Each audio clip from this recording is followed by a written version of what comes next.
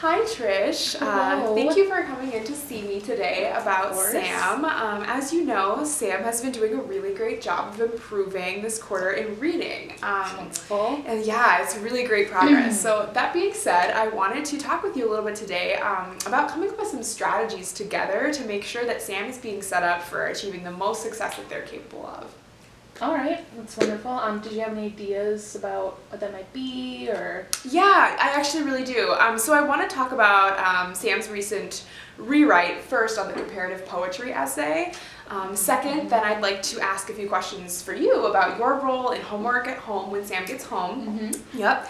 And then third, I just wanted to chat about Sam's experiences like coming to school and coming home so that we can make a plan together for success for your students. So is there anything that you'd like to cover while we're talking today? I guess I just relatively want to know how Sam's doing, how he's adjusting to the school, just general things like that. Definitely. I think that's great. We can definitely cover that. Great. So, Trish, I know this is not an easy conversation to talk about first off, but I wanted to highlight some of the positives that are going on first. So I brought with me today Sam's essay, if you want to take a look at. As you can see right there, Sam actually got a perfect on this essay. Wonderful. Yes, so Sam started really having some challenges right away in the early part of the writing process, but after we met a couple times and did some peer revision with other students, that in-class work really helped them develop their writing skills, and so that was so good to see, so definitely awesome work there. Wonderful. And so I just wanted to share that with you because I think that's a really important thing to highlight. And I think that Sam was really interested about their topic, so I think that's a good thing too. What was their topic? Oh, it was comparing Romeo and Juliet to modern day spoken word. Yeah. Sounds very interesting. Do you have any experience with that yourself?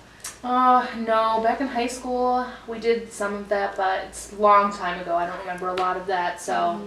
Well, I definitely encourage you to talk to Sam about their project when you get home because they really seemed interested in it for sure.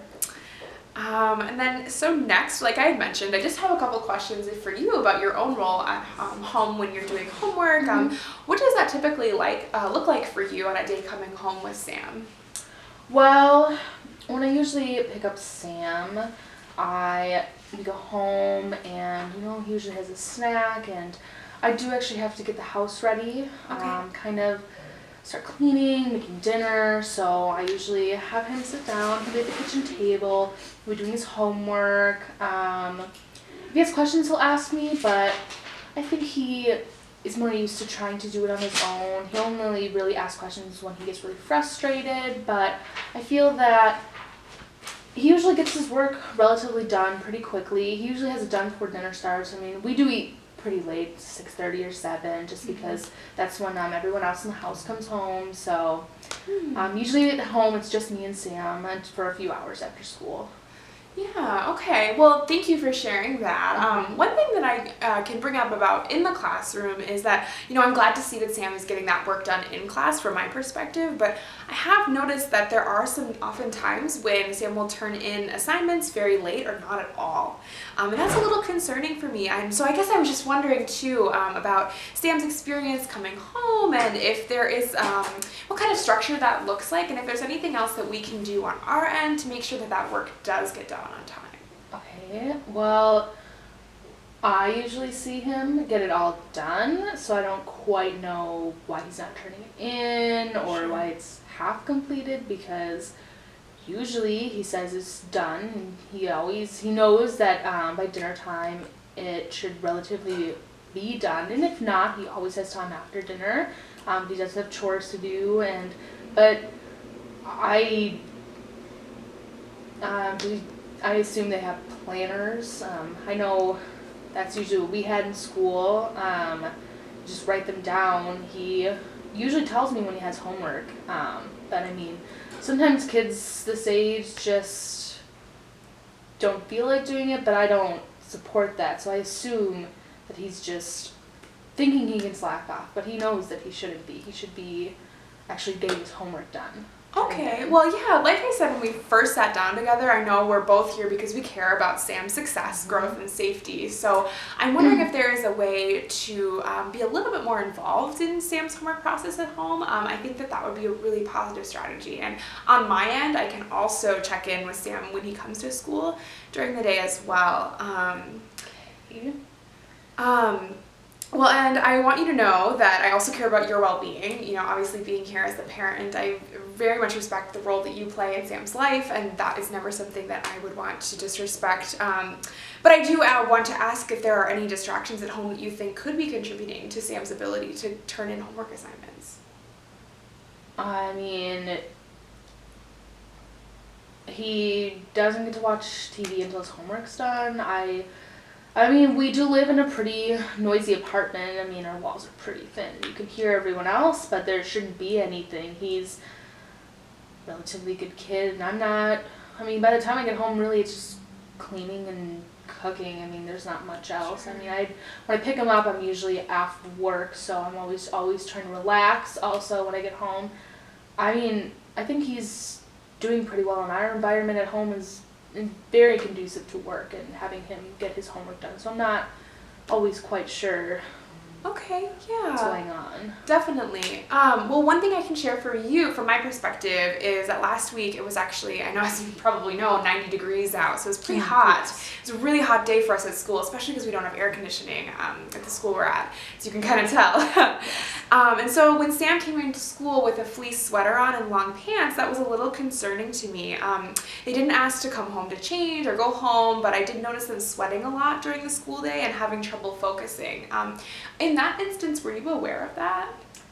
Well, I mean, it's not my choice what he wears. He's plenty old enough to wear it. He knows, temperature-wise, what to wear. I just, kids these age, they choose what they want to wear, and they tend to choose not always smart, but at the same time, some kids just like wearing long pants and shirts. I mean, that's what I personally enjoy wearing sometimes, but I don't know. I can talk to him. He owns shorts and shirts. I'm not quite sure why he'd wear that, but... Well, I have also been noticing that the past 2 weeks, Sam has been coming into school with an unfamiliar smell in his jacket. Is there anything going on in your building or at home that may have contributed to that change? I don't believe so. I mean, we might have had... I think we had new neighbors move down the hallway from us in our apartment building, but... our apartment's not always the cleanest, but it's relatively clean. And what was the smell? What would you categorize it as? Well, to be honest with you, Trish, it did smell a bit like marijuana. Okay. I've been very hesitant to make any assumptions. Obviously, and that's why I wanted to talk with you today. Yeah. It was a little concerning. I'm sure, as you know, from his teacher. Yeah. Well, when he comes home from school, he never smells like that. And I don't know, but I wouldn't assume he'd do that. He knows personally how I feel about drugs and alcohol, that kind of use. He's far too young. Obviously, drugs should never be used. It's very bad. But I've never noticed that before. Never a smell, not coming home, and not whenever I send him off. I mean, when he goes to school, he usually takes the bus to school, and he just goes right down and catches it. So. Well, maybe that's a conversation we need to have with Sam. And one thing that I'm more than willing to do is set up that time to meet with you and Sam, if you'd like. Well, I don't know if we need to have this. I've never seen it before. I've never actually seen him or smelled or noticed that anything has changed. I don't think this is a conversation that actually needs to be had. I mean, I can talk to him, but I highly doubt that he's doing any of this. Sure. Well, thank you again for coming in, Trish. I know this is not easy to talk about, and I hope you know that I have the best interest in mind for you and your student, as always, and I didn't mean to offend you in any way. I do have to let you know, though, that as an educator at the school, if this behavior does continue, and I do notice it, I'm required by law as a mandatory reporter to talk with someone about this. Now what that looks like is maybe just reaching out to a school counselor and talking with them. And I'm also morally obliged because I care about both you and Sam to really step in if I'm noticing these changes. And I want Sam to perform the best in the school and outside of school. So moving forward, I'm going to keep my eyes out and ears and see what happens, and I'd love to keep in constant contact with you and communication about anything that I'm noticing, and I hope that you would do the same with me. Sure, we can do that. Just let me know if any of these instances have come up again, but I really doubt they will. I very much doubt. Well, I appreciate it, Trish. I do. Thank you again for coming in, and I'd actually love to set up a time in 2 weeks from now to come in. Are you still free around this time on Tuesday nights? Yep. Okay, great. So let's set up our calendar, and we can go ahead and follow up on this meeting. Okay. Done.